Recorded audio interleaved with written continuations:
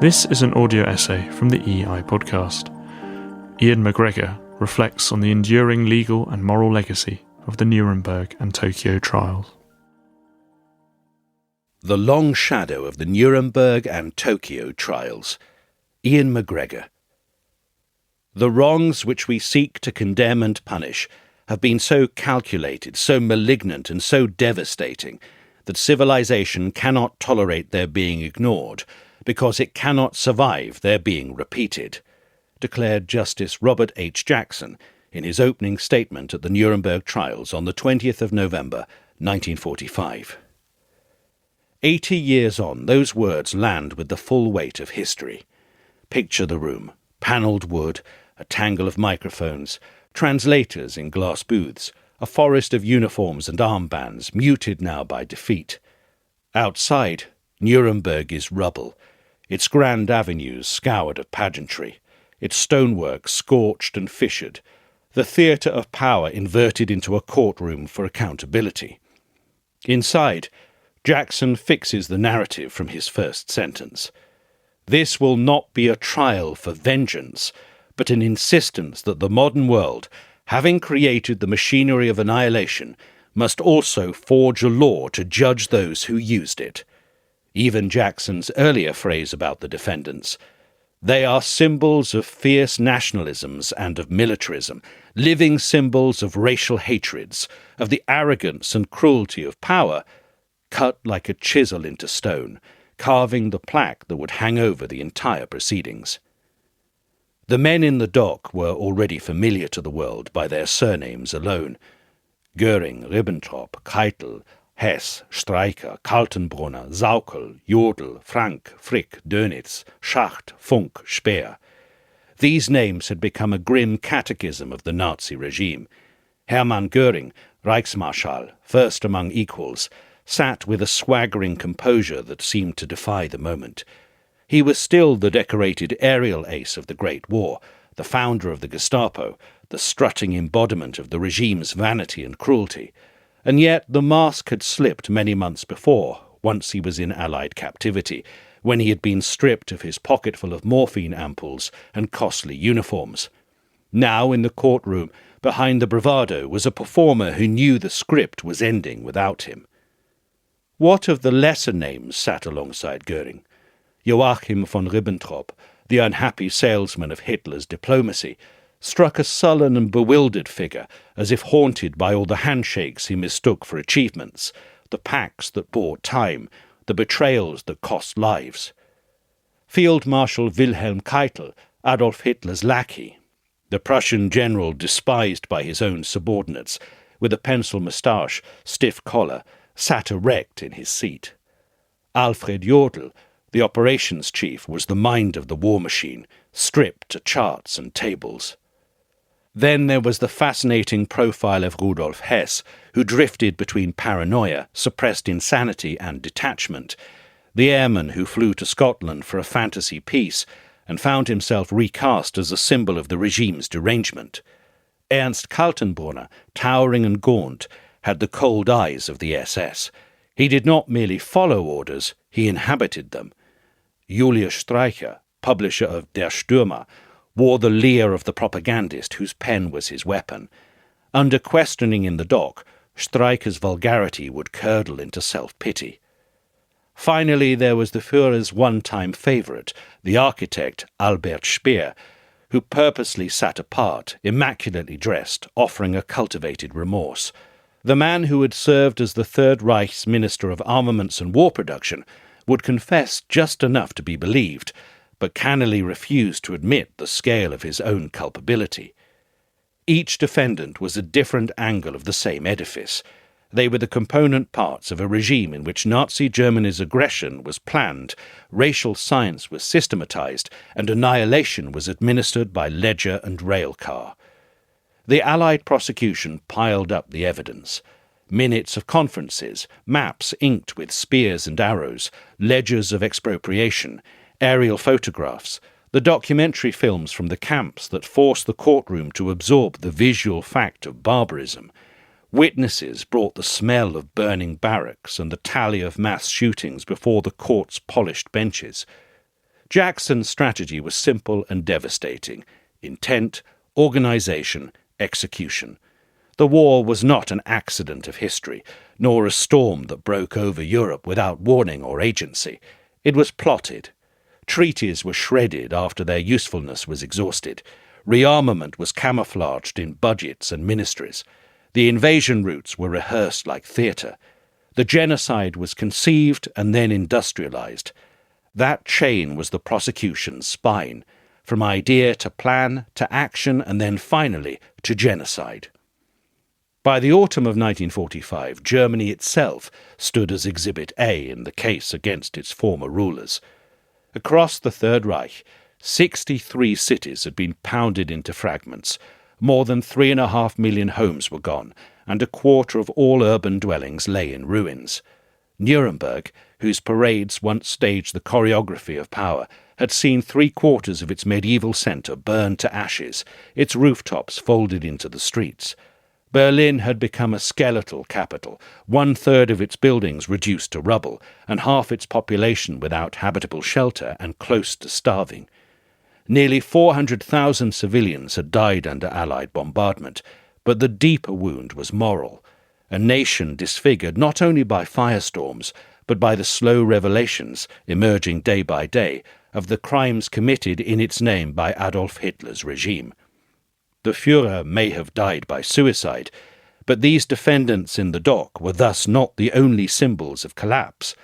The cities outside the courthouse doors had already delivered their own silent testimony about what the regime had wrought. Yet controversy was present from the first day of these trials.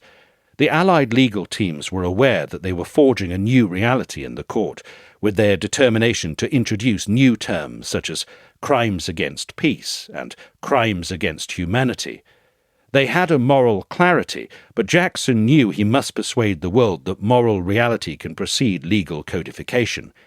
He therefore framed the case as civilisation defending itself. If the most organised crime in history cannot be judged because the crime lacked a tidy legal name beforehand, then law is useless. He was equally aware of the hypocrisy charge. The Soviet delegation, sat within sight of the microphones, were a walking contradiction. Judges from a regime that had previously sided with Hitler in 1939 and filled the Katyn forest with 20,000 Polish officers' corpses. The RAF and USAAF may have burned Dresden to a cinder, and the mushroom clouds over Hiroshima and Nagasaki loomed large in the world's imagination. But in the courtroom where he now stood, Jackson argued, he could not try the illegality of the whole war.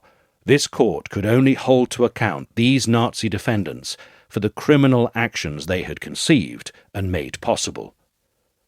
The defendants themselves revealed in their courtroom performances what the regime tried to mask in doctrine. Goering vigorously insisted on his personal dignity, seemingly not willing to grant the court the power to make him small. His cross-examinations would become theatre, his scorn for Jackson's team as sharp as a bayonet point. But there also appeared a whiff of desperation to his bluster, an actor pushing a last scene too hard. Ribbentrop, on the other hand, shrank under the weight of his own words, discovering that diplomatic language can be sharper than a dagger when the record is complete. Keitel, for his part, pleaded the soldier's eternal defence, obedience to commands. Jackson countered that orders cannot launder conscience. Streicher, the inciter, discovered there was no trench for him to hide in when his own words had metaphorically paved the roads to the gas chambers. Speer, the ultimate survivor, offered a smooth confession that stopped short of self-immolation. His memoir would one day, however, turn his courtroom performance into a well-crafted rehabilitation for the new West German Republic. When the verdicts were announced on the 1st of October 1946, 12 were condemned to death, others to long imprisonment, 3 to acquittal. The sentences felt like both climax and prologue. Judgment had been passed, but questions still echoed in the rafters. Meanwhile, across oceans, another trial, mirroring the process in Nuremberg, was unfolding in the east. Tokyo in 1946 was an urban skeleton, thanks to the relentless American incendiary raids in the last 6 months of the war. The American occupation was now busy restructuring the entire country, rebuilding its shattered infrastructure, retooling its economy, introducing a new democratic constitution, including emancipation for women, and reintegrating thousands of imperial troops returning from China and the Pacific. But retribution to those who had brought on this calamity was required too. The International Military Tribunal for the Far East, IMTFE, would open in May with 28 defendants seated where maps of empire were once unfurled. The charges would rhyme with Nuremberg's: crimes against peace, war crimes, crimes against humanity. But the music would be played in a different key. The tribunal was not a concert of equals, but an instrument of occupation, administered under the authority of General Douglas MacArthur, the supreme commander of the Allied powers. If Germany's ruins framed the Nuremberg courtroom, Japan's annihilation formed the unspoken prologue to the Tokyo tribunal. By August 1945, American firebombing had erased 40% of the nation's urban fabric. 66 cities lay gutted, some almost erased from the map altogether. Tokyo's Great Firestorm of the 9th to the 10th of March, Operation Meeting House, had officially killed 100,000 people in a single night, a mortality that exceeded the instant death toll of either atomic blast. Hiroshima lost 69% of its buildings in a flash. Nagasaki saw 40% of its streets turn to ash. Japan's industrial output had collapsed by 90%, its merchant fleet sunk to a remnant, its ration lines stretching through the ruins. To walk into the IMTFE courtroom in 1946 was to step out of a city that had been not merely defeated, but immolated, and the defendants faced judgment before a population whose survival felt newly contingent. The tribunal's work unfolded, therefore, not just in the aftermath of a fallen empire, but also in a landscape where the terrible cost of Japan's imperial ambitions was seen all around. Chief Prosecutor Joseph B. Keenan stepped into that ambiguity and defined the Allies' ambition in a sentence. War and treaty breakers should be stripped of the glamour of national heroism and exposed as what they really are, plain, ordinary murderers.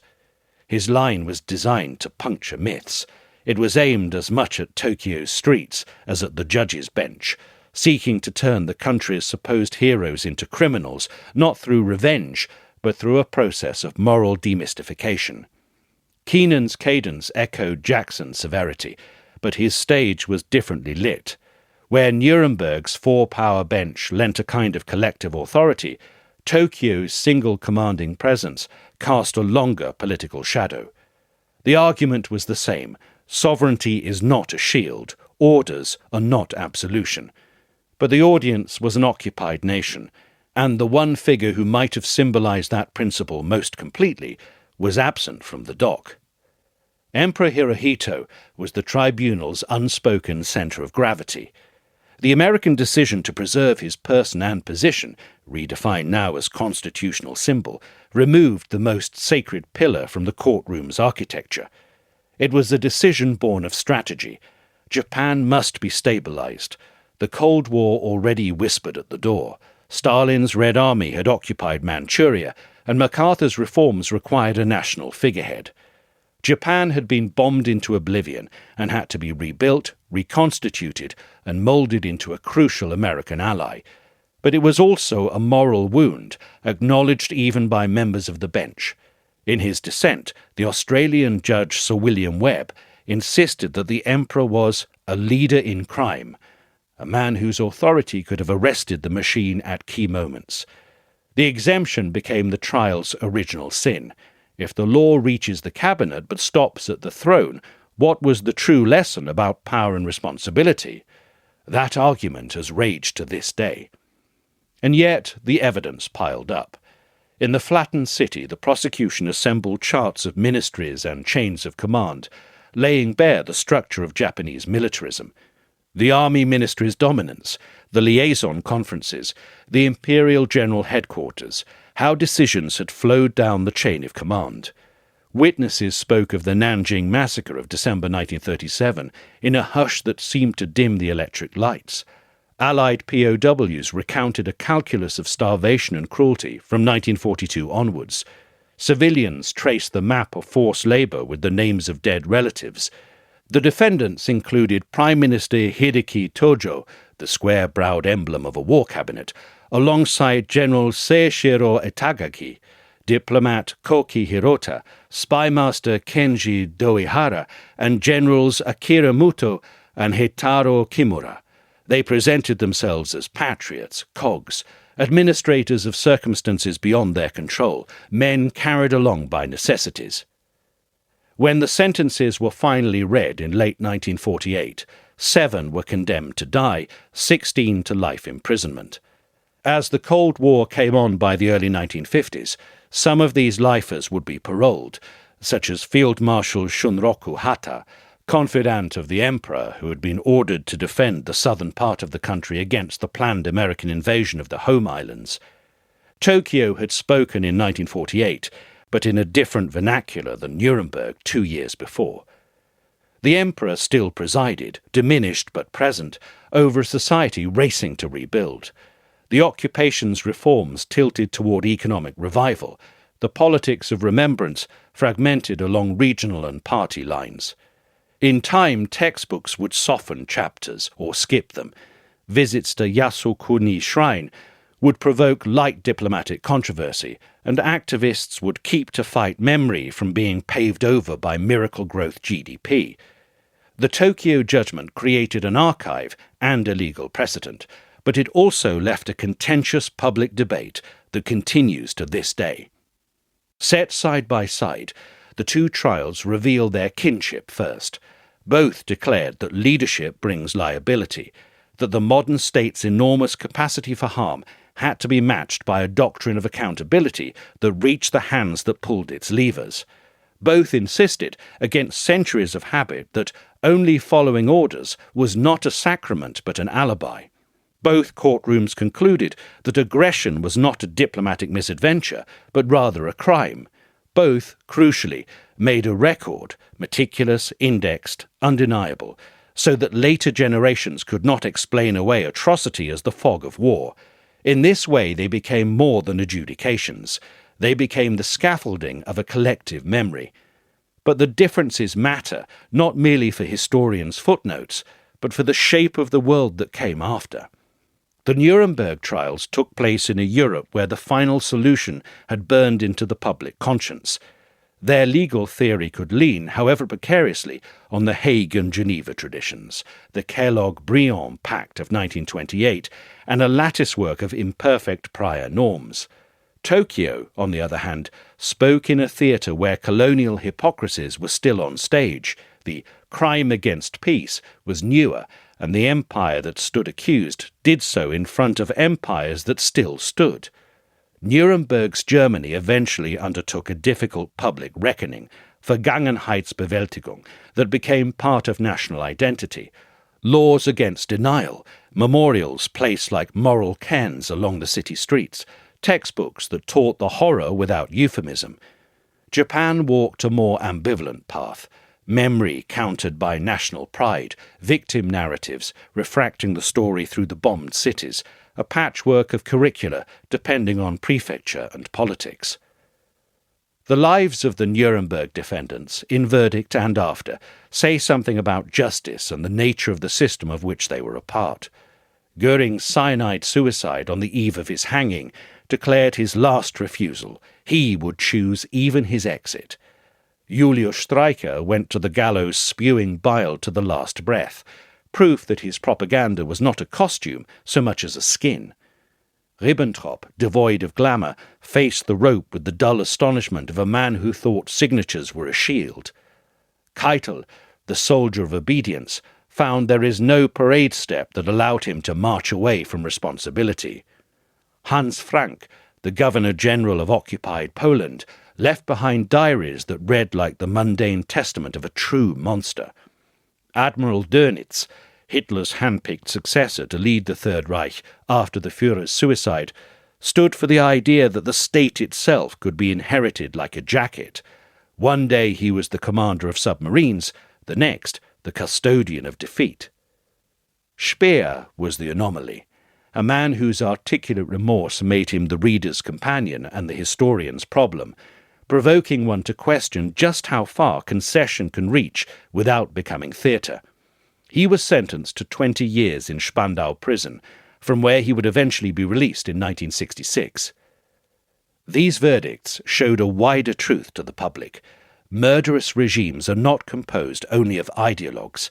They are furnished by professionals, managed by administrators, piloted by men who took their lunch at the same time every day. Tokyo's defendants presented a different gallery. Hideki Tojo was the regime's face, but Koki Hirota embodied it, the civilian statesman who believed in diplomacy until diplomacy was required to launder war.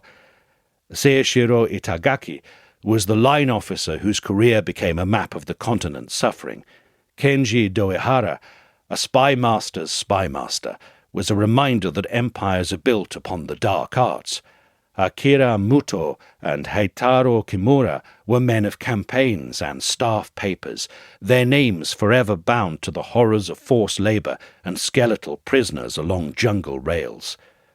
The court sentences were both epitaphs and arguments, about agency, about the place where patriotism ends and crime begins, about whether a uniform transforms a moral act or only decorates it.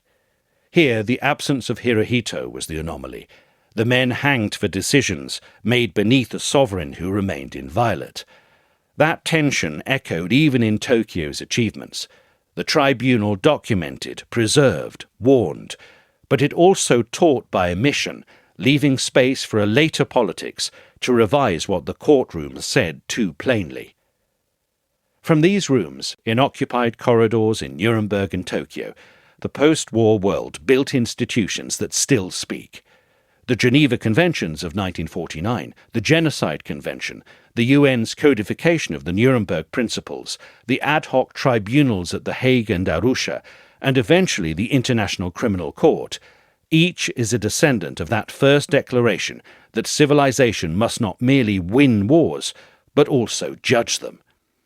When in 2002, Slobodan Milosevic sat in a courtroom in The Hague to answer for Serb aggression and atrocities committed in the Balkan conflicts of the 1990s, the acoustics of the room carried Jackson's tone from 1946. When charters for Sierra Leone or Cambodia invoked command responsibility, the ink traced back to the benches in Nuremberg and Tokyo.